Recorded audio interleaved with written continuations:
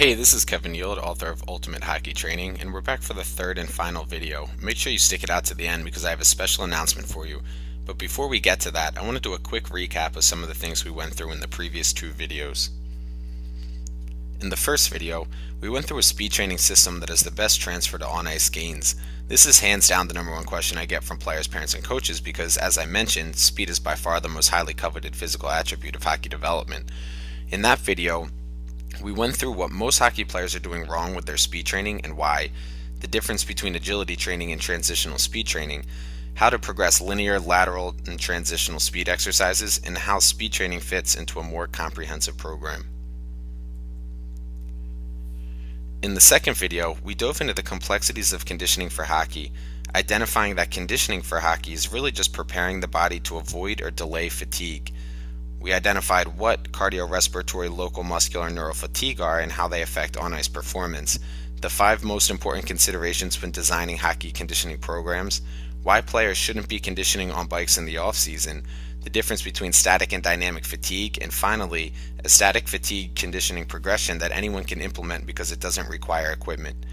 If you haven't had an opportunity to watch one or both of these videos, I encourage you to do so later, but for now, let's move into how to design hockey training programs. What may have been lost in the other videos is the complementarity of the various components of a good hockey training program. Every aspect of a training program should complement every other physical quality. This is why it's so important for players to follow a comprehensive training program and not only do traditional speed training or only focus on conditioning. I want to go through a few specific examples, but before we do, let's take a look at what I mean by a comprehensive program. The exact makeup of any program is going to depend on a number of factors, including the age of the player, their training background, and the time of year. But almost without exception, hockey training programs should have components that address soft tissue quality, static flexibility, joint mobility, dynamic movement pattern quality, linear and transitional acceleration, lower body power, rotational power, single leg stability and strength, dissociated upper body strength, multi-directional core strength and endurance, and finally, static and dynamic fatigue delay.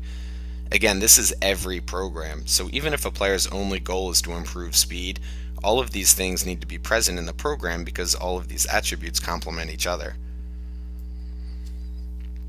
Now let's go back to these examples. If the goal is to improve speed, we absolutely need to improve strength. Speed is ultimately limited by the body's ability to put force into the ground, or if we're talking about skating, into the ice. When players improve their leg and hip strength, they can put more force into each stride, which will help them skate faster. Improving strength can also lead to improved conditioning in a couple different ways, but let's highlight one. In order for a player to maintain their knee and hip bend to stay in a good skating position, they need to use a certain amount of lower body strength.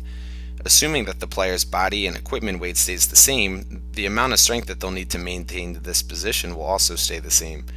Let's just say that this requires 50 units of force to keep a good knee and hip bend. Now, if the player's maximum strength in this pattern is 75 units, the 50 required to stay in this position is 2/3 or about 67% of their max. Now, if the player improves his lower body strength so that his new maximum capacity is 100 units, the 50 required to keep the good skating position is only 50% of his max.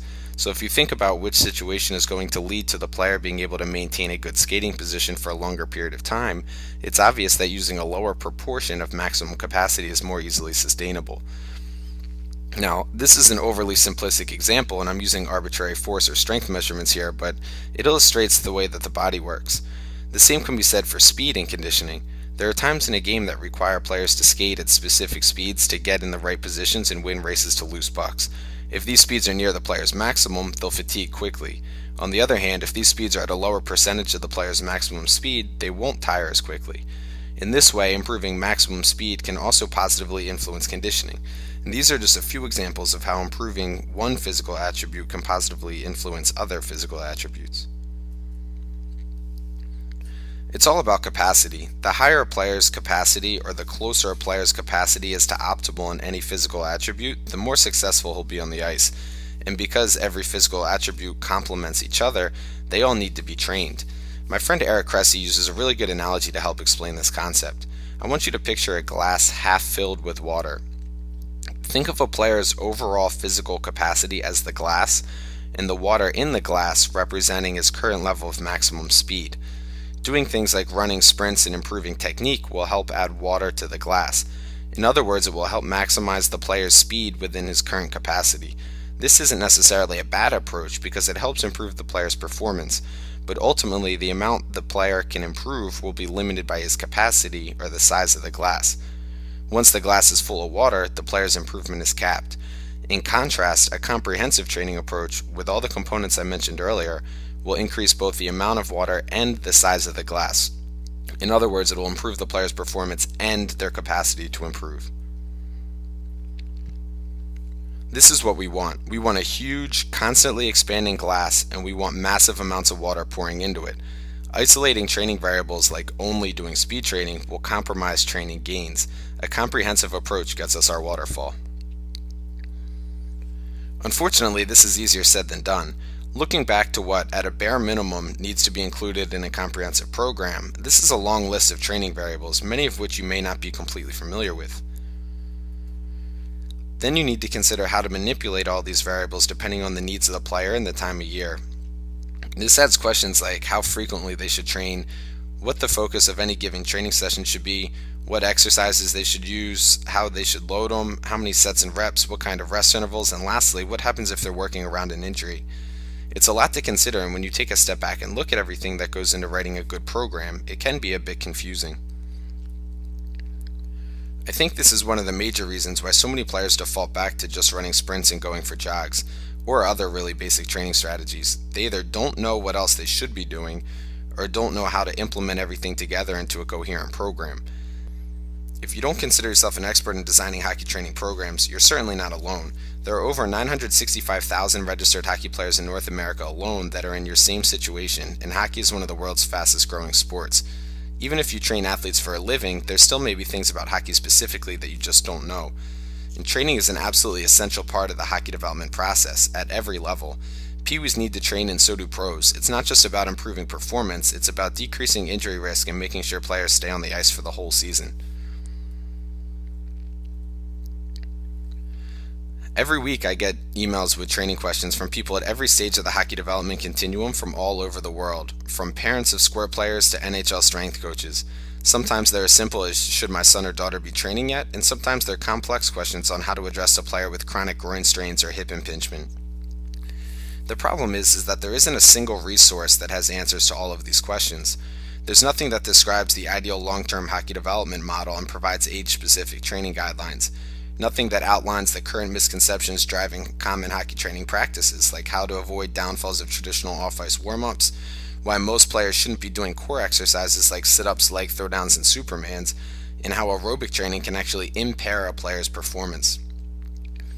Nothing that presents an easily understood step-by-step training system, something with information that both someone new to off-ice training and someone that trains players for a living could pick up and start applying right away. There's nothing that outlines specific, real-world, proven training strategies to improve on-ice performance. At least there wasn't. I've spent the last year compiling the most complete hockey training resource available today. This is the first time that a comprehensive, step-by-step hockey training system is available that can accommodate the wide-ranging needs of the entire hockey development community, from players with no training background to professional hockey strength coaches. And because you've stuck with me through these videos, I have a really special opportunity for you. I've arranged to have a copy of Ultimate Hockey Training sent to you at a ridiculously reduced rate, and if you act today, I'm going to throw in 6 completely free gifts from some of the world's leading experts in hockey development and performance training. Even better, the entire package is backed by a 60-day, 100% money-back guarantee, so you have 2 full months to go through everything and test it for yourself at absolutely no risk to you at all. But you have to act now. Go check out the page below to see what the Ultimate Hockey Training System is all about and to take advantage of this incredible opportunity today.